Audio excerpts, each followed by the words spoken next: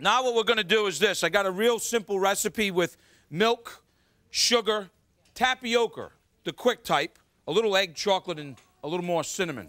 So we're going to make a chocolate tapioca pudding when we come back. And my friend over here says to me during the commercial break, Emeril, what's tapioca? Excellent question. No, really, it's an excellent question. In South America, there's a plant called the cassava plant. And tapioca, which is the starch, the pearls of tapioca, is extracted from the root of that plant. Okay? And it's a starch, so as it cooks slowly. That's why I'm using the instant one. I don't know if you use the old-fashioned type tapioca. You could be there for a long time.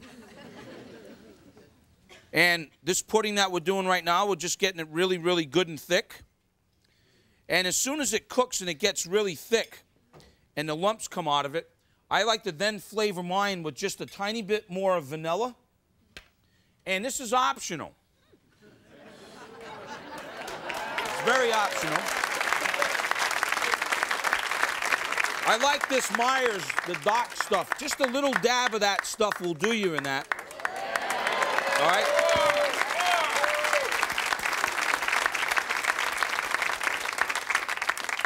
And now what you do is you're just going to get this a little bit thicker. We're going to put it inside of these glasses. And then you should put plastic over them because it's old-fashioned. It'll get that skin, you know, on top, okay, from the air. Nothing wrong. It's just that's what happens. All right, so that's exactly what we have done. We've gotten to that point. You get them in the icebox. Tapioca chocolate pudding.